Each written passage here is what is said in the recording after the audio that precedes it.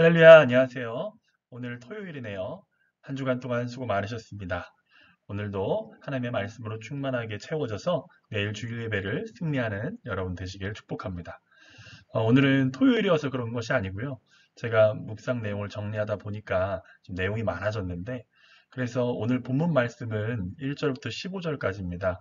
혹시 주의 깊게 읽어보지 못하신 분들이 있다면 한번 읽어보시고 이제 이 영상을 봐주시면 조금 더 이해가 잘 가실 거고 은혜가 될 것이라고 생각을 합니다. 그래서 본문을 읽는 거는 제가 넘어가고 묵상의 관찰부터 제가 하도록 하겠습니다. 이 메시지는 우리에게 혼동을 줍니다.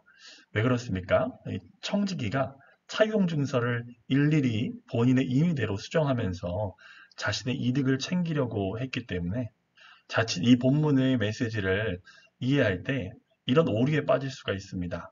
어떤 수단과 방법을 동원해서라도 이익을 챙겨야 되는구나.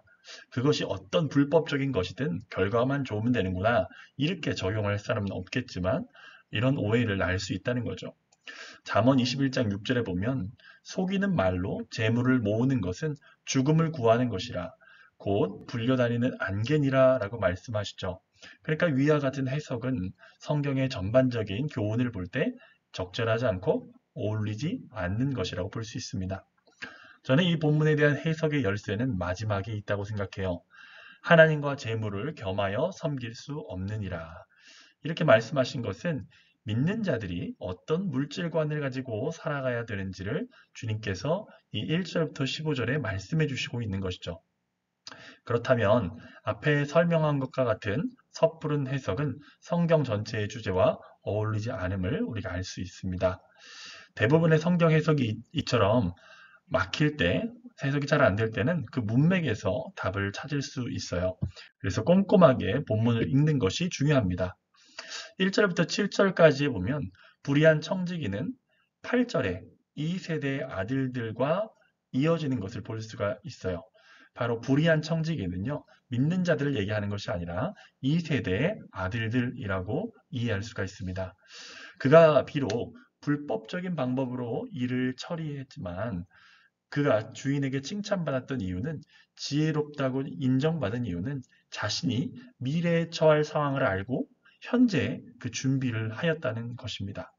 이런 점에서 이 세대의 아들들이 빛의 아들들보다 더 지혜롭다고 한 것이죠. 9절부터 예수님께서 이 비유를 통해서 해주시고자 하는 직접적인 메시지가 등장을 합니다. 여기서부터는 두 가지 개념이 교차돼서 대조되는 것을 볼 수가 있는데요. 제가 표로 한번 정리를 해봤습니다.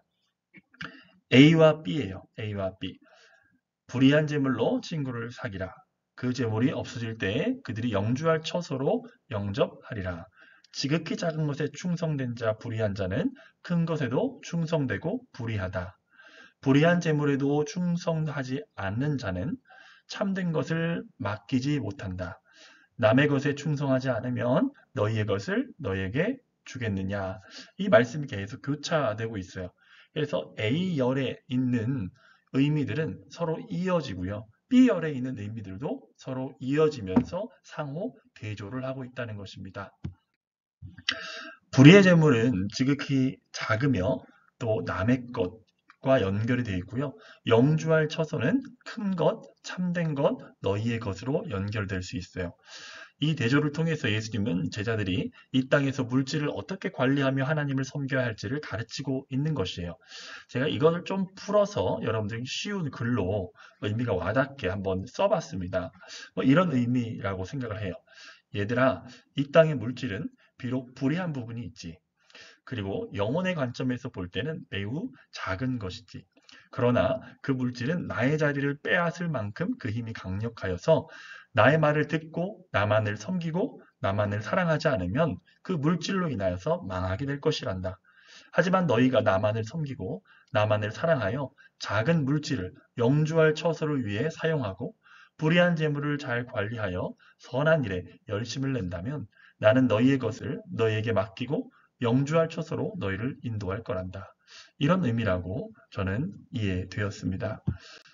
그래서 두 가지를 묵상해 봤는데요. 첫 번째는 불의의 제물로 불의의 재물을 하나님처럼 섬기지 마세요입니다.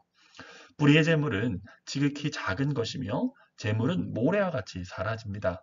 때문에 바리새인들과 같이 물질을 좋아하지 말아야 합니다.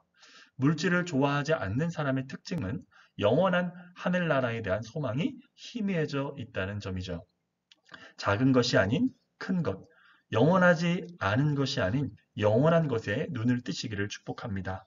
이 세대의 아들들도 자신의 눈앞의 미래를 위해 저축하고 투자하는 등 여러 방법으로 자신의 생명을 연장하려 발버둥하죠. 그런데 영원한 나라가 있음을 알고도 빛의 자녀가 되었음에도 불구하고 영원한 나라를 위해 물질을 사용할 줄 모른다면 얼마나 어리석은 일이겠습니까? 마태복음 6장 21절 유명한 말씀은 이렇게 증거하고 있어요. 내 보물이 있는 곳에는 내 마음도 있느니라. 여러분들의 마음은 지금 어디를 향하고 있습니까? 두 번째는 불의의 재물에 충성하는 것은 그것으로 친구를 사귀는 것입니다. 그리스도인의 재물과는 어떠해야 할까요? 재물이 아닌 하나님을 섬기는 자의 물질과는 어떠해야 할까요? 누가복음과 성경의 곳곳은 돈에 관한 주제를 피하지 않습니다. 왜냐하면 중요한 주제이기 때문이죠. 가시밭과 같은 마음을 가진 자를 성경은 재물의 유혹에 말씀이 막혀 결실하지 못하는 자라고 말씀하십시오. 아버지 집에 있던 둘째 아들도 재물의 유혹 때문에 넘어져서 탕자가 되지 않았습니까? 재물은 하나님의 자리를 넘볼 만큼 사단이 자주 사용하는 수단입니다. 불의의 재물에 충성하는 것은 그것을 맡기신 주인께 충성을 하는 것이겠죠. 재물에 관한 주인의 뜻은 나눔과 구제에 있는 것을 성경 전체를 통해서 우리가 깨닫게 됩니다. 요한일서 3장 17절에 보면 누가 이 세상의 재물을 가지고 형제의 궁핍함을 보고도 도와줄 마음을 닫으면 하나님의 사랑이 어찌 그 속에 거하겠느냐라고 말씀하시죠. 또 누가복음 6장 35절에서 36절에 오직 너희는 원수를 사랑하고 선대하며 아무것도 바라지 말고 꾸어주라. 그리하면 너희 상이 클 것이요 또 지극히 높으신 이의 아들이 되리니 그는 은혜를 모르는 자와 악한 자에게도 인자하시니라.